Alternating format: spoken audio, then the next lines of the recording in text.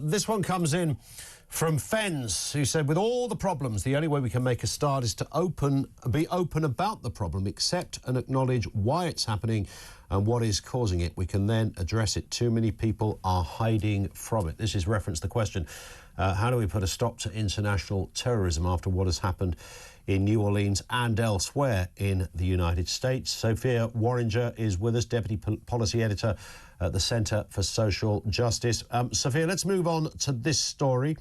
It's back to our old friend, the English Channel, I suppose. We could put it under that umbrella. New restrictions mean that suspects involved in people smuggling or serious crimes will face travel, internet and phone bans before arrest. This comes after it was revealed yesterday that in 2024, it was the second highest year on record for people arriving into the UK on small boats.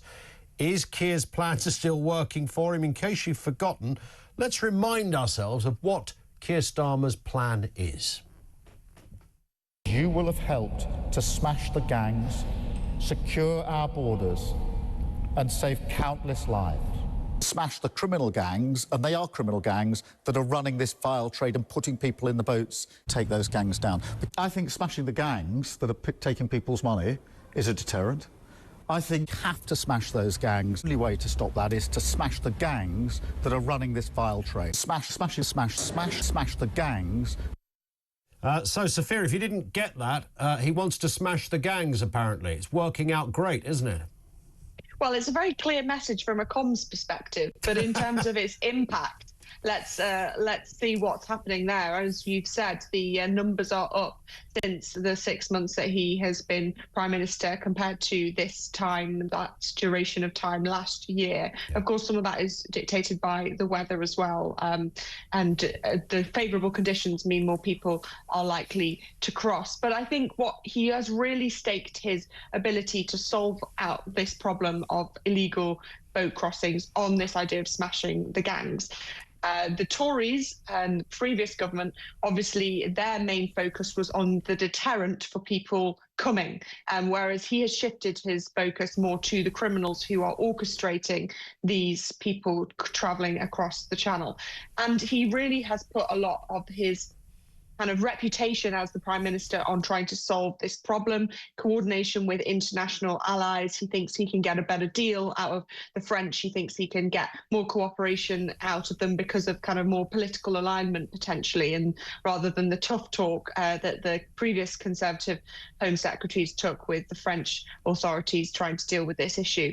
But really, I don't see how this is going to be enough of a solution. So he says that he will allow there to be a sped up, basically, court order to be applied for instead of having to go to the Director of Public Prosecutions. Of course, he knows exactly how busy that person is, as he used to hold that job. This new court order will allow application to be made to the High Court, and as a kind of temporary measure before the full application is made, means that those suspected of being involved in criminal and organised activity, not just, in fact, for people smugglers, but also other types of organised crime, will have particular prohibitions put on them, whether that be access to the internet or banking, or, you know, they're not being able to leave the country. And it sounds tough, but I think there are a few problems with it. First, it really throws out of the water this idea of innocent until proven guilty. And you might think, well, you know, the smugglers and the gangs, they shouldn't have that privilege afforded to them. But we are introducing a slightly dangerous precedent, I would say, into British law if we are preemptively getting people's freedoms before they've actually been proven to be guilty, which is a point that some Conservative MPs have made. But I also think a lot of the networks of people smugglers actually are not based in the UK. And yes, they may have operatives here, 100%. But the kingpins are abroad. So I don't think this measure will really get to them. Yeah, I think you're right. It's a curious position for a sort of left-wing human rights lawyer to be advocating, but that's what Mr Starmer is saying. I think most people would like to see him tackle the coalface of the problem, you know, the people actually crossing the channel. 850 people Christmas Day and Boxing Day crossing the channel. We have no idea who they are. I've never for one second thought that everybody who crosses the channel is a criminal. I'm sure there are, you know, there's clearly some people who are escaping a tyrannical regime. There are others who are doing it because they want to change their lifestyle. But out out of 36,816, I'm willing to bet there's a couple of wrong uns in there, which goes back to our original question of what the West's response should be. We wouldn't invite 38,000 people to jump the barriers at Heathrow Airport without documentation, visas, passports, ID, but for some reason we're quite relaxed about popping over on a boat and then finding yourself in the Four Seasons for the next 3 years. Yeah, and the Refugee Council and other kind of activist groups have pointed out that previous Labour policy and previous politicians in the Labour Party have been very vocal about opening up more safe and legal routes. And they would argue that if there are more safe and legal routes, then less people will come across and in through illegal measures on the channel. But actually, when you look at the nationalities that are coming across, the number one for this previous year has been people from Afghanistan, 19% of those coming over. And we have previously, very recently, had safe and legal routes open for people coming from Afghanistan. Yes, there were particular caveats of people who'd served alongside the British Army, and it was a time-bound thing. But there was a way for people from Afghanistan who fulfilled that criteria to come. So I do think the Labour Party have put themselves in a sticky situation where previously they've lent a lot on this idea of safe and legal routes. And yet now, while they're in government and they see the numbers and they realise the pressures of governing, which is, of course, a lot harder than being in opposition, they do not want to open more safe and legal routes. So unless that solution, they look at it seriously, they will have to continue with their plan of smashing the gangs and providing a deterrent. The question is just whether what they have got in the policy pipeline will be strong enough to achieve that solution. Yeah, I got an inkling on the answer already, but let's as we always say, let's wait and see.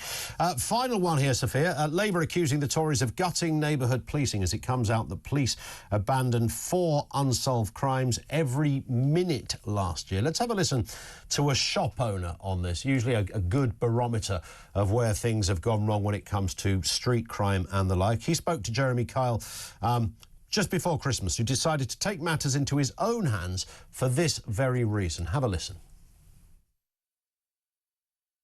We felt we were left with no option.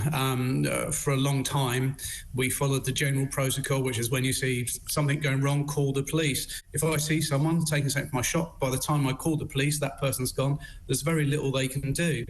So I took some instruction from the Home Office, and Chris Philp, who was the Minister for Crime at that time, said, look, use civil arrest. So we started stopping people and detaining them in order that the police could arrive. If someone's already gone and you're simply saying, look, there's this white fella, 5'10", with a hoodie and a carrier bag that's left my store without paying for something, you're almost wasting everybody's time, because it's an impossible task to try and track that person down or do anything about it. But the problem is it's throwing the baby away with the bathwater syndrome. There are things that we can be doing that we're not doing and we should be doing. I mean, we have reduced our repeat shoplifting by probably about 90%, purely because we've decided enough's enough and we will confront people, we will stop them. And of course, you know, that's great, Sophia, that, you know, a shop owner does, within the boundaries of the law, take some matters into their own hands. But it shouldn't be that complicated, should it, to be able to nick someone doing bad stuff like shoplifting? It really shouldn't. And I don't know if it is great, because, yeah, good for him, very brave. But who knows who he's taking on? He's not got equipment that the police would have. So in some ways, it's absolutely appalling that he feels like he had to do that. And in fact, that was the official advice from the shadow minister is slightly concerning, I would say. But I do think it points to a bigger problem of the lack of resource that the police have, and also the lack of public-facing resource that they have. So they may be doing loads behind the scenes on things like fraud or counter-terrorism, but the public never see that. So what really matters to the public are things like shoplifting, so-called signal crimes, things like burglary, robbery, car theft, car windows being smashed in. That's how people perceive whether they are safe or not.